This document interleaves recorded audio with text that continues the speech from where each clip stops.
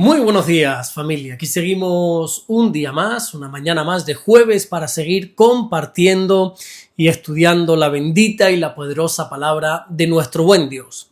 Vamos a detenernos en esta mañana en el versículo 25 del capítulo 23 del Evangelio de Mateo, que así nos dice la palabra del Señor. ¡Ay de vosotros, escribas y fariseos, hipócritas! Porque limpiáis lo de fuera del vaso y del plato, pero por dentro estáis llenos de robo y de injusticia. Seguimos con esta lista de ayes que Jesús está lanzando sobre los escribas y sobre los fariseos debido al estilo de vida hipócrita que llevaban.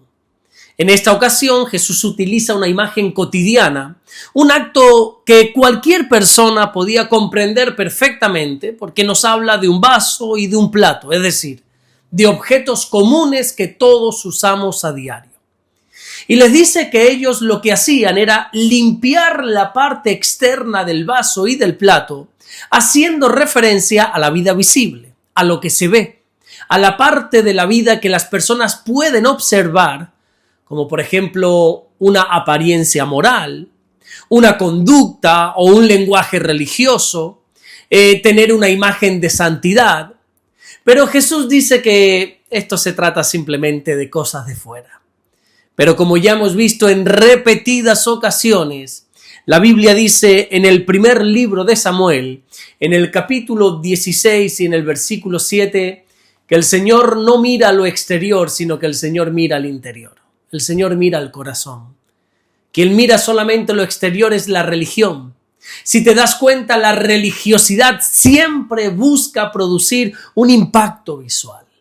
Pero el Evangelio es todo lo contrario. Lo que el Evangelio busca es una transformación interior.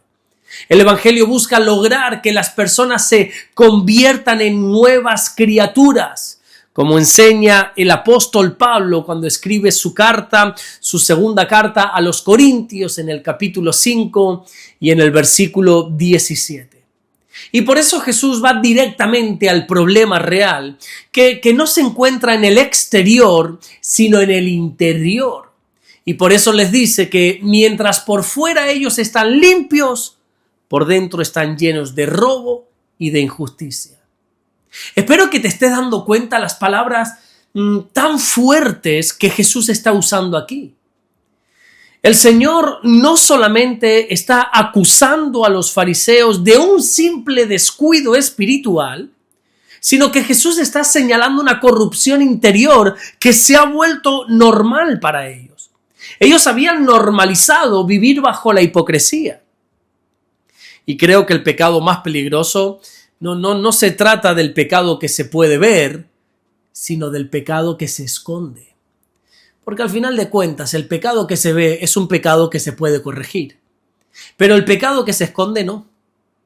Los fariseos habían llegado al punto de verse espiritualmente por fuera, mientras estaban podridos por dentro. Ellos habían llegado a amar más la imagen pública que la condición interna. Y cuando una persona ama más su apariencia que su alma, inevitablemente va a caer en la trampa de vivir una fe superficial. Jesús, con esta ilustración del vaso y del plato, está enseñando una de las lecciones más importantes del discipulado cristiano, que es que Dios nunca va a bendecir aquello que solo está limpio por fuera. Dios siempre comienza su obra en lo secreto, en lo profundo, en ese lugar donde nadie aplaude, donde nadie puede ver, donde no hay público. La religiosidad se conforma con lo visible, porque lo visible como que impresiona, ¿verdad? Pero el Evangelio siempre trabaja en lo invisible. El Evangelio trabaja en el interior de las personas, porque es en lo invisible que una persona es transformada. Pero no pienses que esto es una actitud únicamente de los escribas y de los fariseos, porque desgraciadamente vemos que también en algunos de los primeros cristianos también estuvo esta conducta hipócrita. Lo vemos, por ejemplo, en una familia, en un matrimonio llamado Ananías y Zafira. cuando en Hechos capítulo 5, desde el primer versículo en adelante, los vemos mostrándose ante la iglesia con una imagen espiritual. Ellos se presentaron de una manera muy generosa delante de toda la congregación. Ellos querían que todos creyeran que eran entregados como cualquiera de los demás.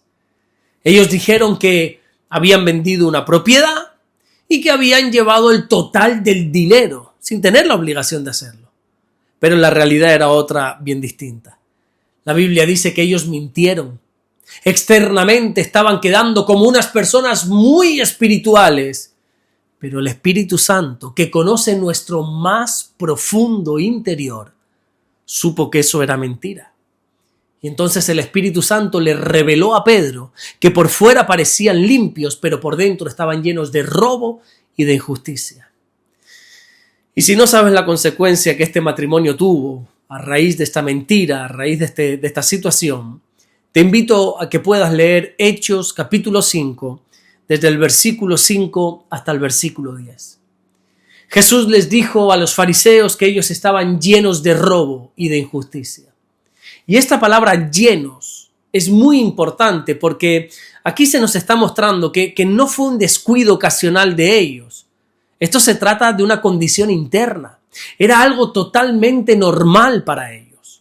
Estar llenos significa que estaban saturados, estaban desbordados por estos pecados del robo y de la injusticia. Cuando Jesús habla del robo, aquí no solamente está tocando el tema económico, que también. Él está hablando del robo, por ejemplo, de la gloria de Dios. Ellos habían robado el honor ajeno y también estaban llenos de injusticia porque los fariseos y los escribas no eran rectos. Ellos habían torcido por completo los caminos del Señor. Y lo que nosotros deberíamos aprender de estas palabras de nuestro Señor es que practicar el pecado poco a poco nos hace estar llenos del pecado. Por eso la Biblia nos enseña que nosotros no tenemos que llenarnos del pecado, sino que, como enseña el apóstol Pablo en esa preciosa carta que le escribe a la iglesia de Éfeso, en el capítulo 5 y en el versículo 18, nosotros tenemos que estar llenos del Espíritu Santo.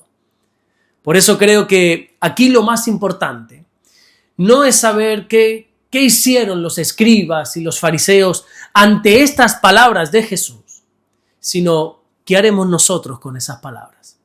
Por eso te pregunto, ¿cómo está tu corazón delante de Dios? ¿De qué estás lleno?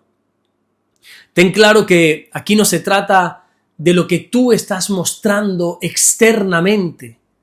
Aquí se trata de cómo estás interiormente delante de Dios. Recuerda siempre que de lo que estés lleno, eso te va a controlar. Lo que te llena te dirige, lo que te llena te define. Si estás lleno de pecado, terminarás pareciéndote al pecado. Bueno, de hecho, el propio Señor Jesucristo dijo en el Evangelio de Juan, en el capítulo 8 y en el versículo 34, que todo aquel que hace pecado es esclavo del pecado. Pero si por el contrario estás lleno del Espíritu Santo, entonces tu vida será transformada desde dentro hacia afuera. Por eso hoy te invito a que te puedas mirar hacia adentro, a que puedas analizar de qué estás lleno en este día. Y si hay algo dentro de ti que no agrada a Dios, pídele inmediatamente que te limpie por dentro. Pídele a Dios que te llene de su bendito y de su poderoso Espíritu Santo. Y te garantizo que cuando Dios te limpia por dentro, el exterior cambia sin esfuerzo. Cuando Dios transforma en lo secreto, la vida pública se ordena sola.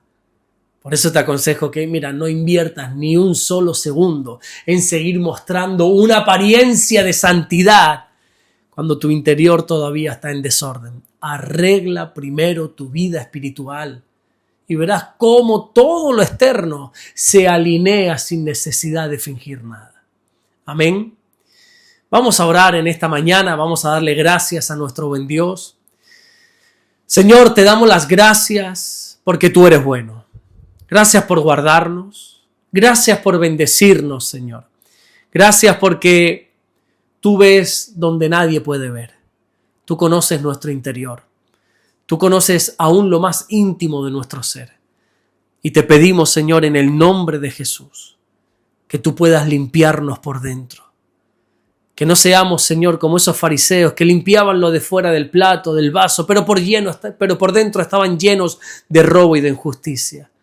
Límpianos interiormente, Señor. Te lo rogamos en el nombre de Jesucristo. Santifícanos en nuestro interior. Te damos las gracias por este día. Guárdanos y bendícenos, Señor. Te lo pedimos y te lo rogamos todo. En el nombre de Jesús. Amén y amén. Que Dios te bendiga. Nos vemos mañana viernes, Dios mediante, para seguir compartiendo la palabra del Señor. Dios te bendiga.